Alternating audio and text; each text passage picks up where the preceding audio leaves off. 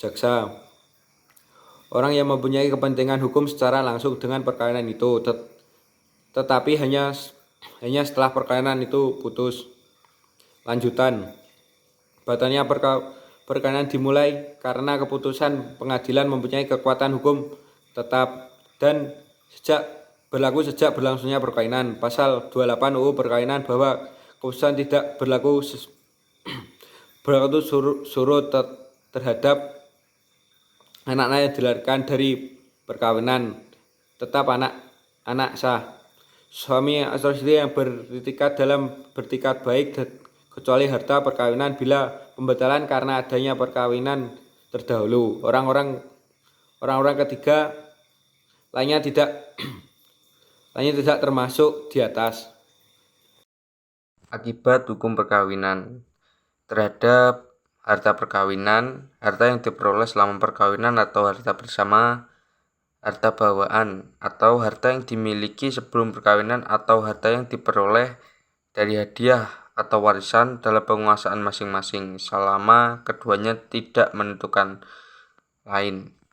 Perjanjian perkawinan mengenai pengaturan tersendiri tentang harta kekayaan secara tertulis dan disahkan oleh pegawai pencatat perkawinan pada waktu atau sebelum perkawinan dilaksanakan. Kedudukan suami istri terhadap harta bersama adalah sama. Masing-masing dapat menggunakan harta bersama atas persetujuan keduanya. Lanjutan.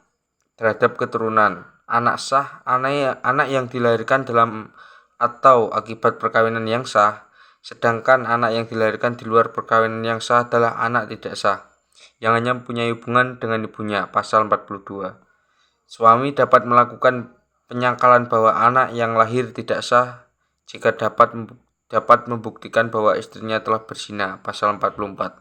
Hak dan kewajiban orang tua terhadap anak. Pasal 45-49.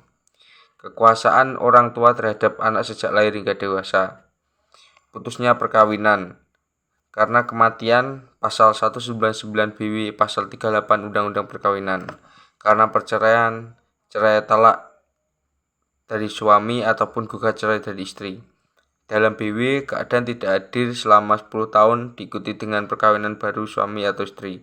Putusan hakim setelah pisah ranjang dan meja makan setelah dibukukan di kantor catatan sipil.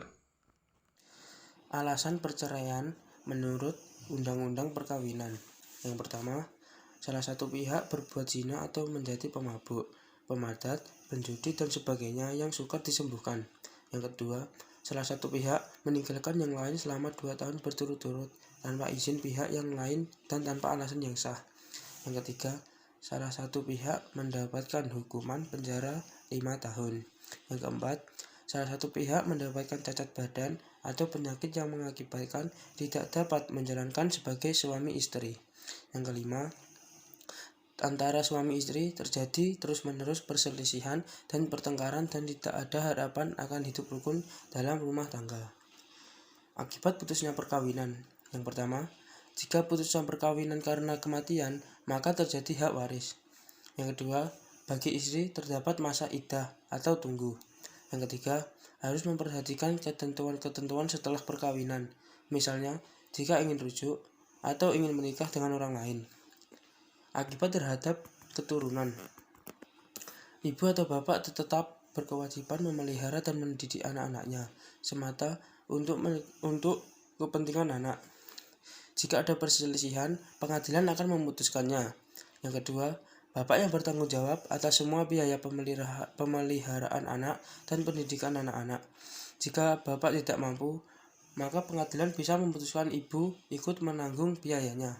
Yang ketiga, pengadilan bisa memutuskan kewajiban mantan suami untuk memberikan biaya penghidupan kepada mantan istri, atau juga menentukan kewajiban bagi mantan istri. Sekian presentasi dari kelompok kami. Apabila ada kurang lebihnya mohon dimaafkan. Assalamualaikum warahmatullahi wabarakatuh.